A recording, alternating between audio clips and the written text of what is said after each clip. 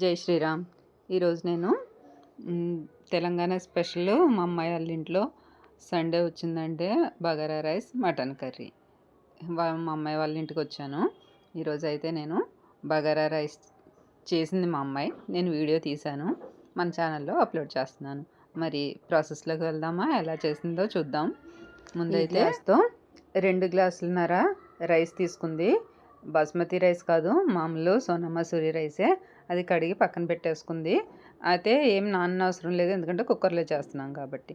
ఇప్పుడు స్టవ్ పైన కుక్కర్ పెట్టుకొని 2 టేబుల్ స్పూన్లు ఆయిల్, 2 టేబుల్ స్పూన్లు నెయ్యి వేసేసి అందులో మనకి జీడిపప్పు ఎంత ఉంటే అంత వేసుకొని ఫ్రై చేసుకొని ముందు పక్కకు తీసేసుకోవాలి. ఇలా తీసుకున్న దాంట్లో ఓల్ గరం మసాలా అంటే బిర్యానీ ఆకు ఎక్కువ వేయాలి బగారా రైస్కి. సాజీరా, మరాఠీ మొగ్గ, అనాస పువ్వు, యాలకులు, లవంగాలు, మిరియాలు ఇవన్నీ ఒక 5 వేసింది. వేసుకొని ఒకసారి ఫ్రై అవనిచ్చేసి అందులో ఒక 5 పచ్చిమిర్చి, ఒక పెద్ద ఆనియన్ అయితే పొడవుగా కట్ చేసి వేసుకోవాలి. అవి కూడా ఎక్కువ పడతాయి. ఫ్రై అవి వేసుకొని ఫ్రై చేసుకోవాలి. ఇప్పుడు ఇవన్నీ మిక్స్ అయ్యే వరకు ఒకసారి ఫ్రై చేసుకొని దాంట్లో అల్లం వెల్లుల్లి పేస్ట్ 2 టేబుల్ స్పూన్లు అల్లం వెల్లుల్లి పేస్ట్ వేసాము. ఇది మిక్స్ అయ్యే వరకు, అంటే అల్లం వెల్లుల్లి పేస్ట్ పచ్చివాసన పోయేంత వరకు బాగా ఫ్రై చేసుకోవాలి. ఇప్పుడు ధనియాల పొడి 1 టేబుల్ స్పూను, జీలకర్ర పొడి 1/2 టీ స్పూను, దీంట్లోనే గరం మసాలా పౌడరు. అంటే పిల్లలు ఉన్నారు అందుకని కొంచెం తక్కువగా వేస్తున్నాం. ఎలాగో మటన్లో మసాలా ఎక్కువే ఉంటుంది, వాళ్ళు స్పైసీగా మటన్ కర్రీ చేస్తారు, అందుకని ఇందులో అన్నీ తక్కువే అనమాట. ఇది biryani masala powder 1 table spoon వేసుకొని ఇవి మొత్తం ఒకసారి మిక్స్ అయ్యేలాగా కలుపుకోవాలి. ఇదంతా ఆనియన్స్కి పట్టే వరకు ఒకసారి ఆయిల్లో ఫ్రై చేసుకున్న తర్వాత ఇప్పుడు మనం 2 గ్లాసులన్నర రైస్ వేసుకున్నాం కదా, దానికి 5 గ్లాసులు వాటర్ వేసుకోవాలి.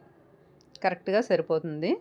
5 గ్లాసులు వాటర్ వేసుకొని ఈ టేబుల్ స్పూన్తో నేను 1 టేబుల్ స్పూన్ వేసి 1/2 వేసాను.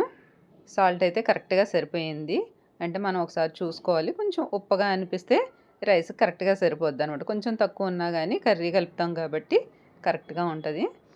ఇలా మరుగుతున్నప్పుడు మనం కడిగి ఉంచుకున్నాం కదా రైస్ అయితే వేసేసుకోవాలి. 2 విజిల్స్ అయితే తర్వాత హై ఫ్లేమ్లో రానివ్వాలి. కలిపేసుకొని అయితే కరెక్ట్గా సరిపోయింది. అంటే మనకు కుదరని బట్టి ఒకటైతే ఒక విజిల్కే సరిపోతుంది.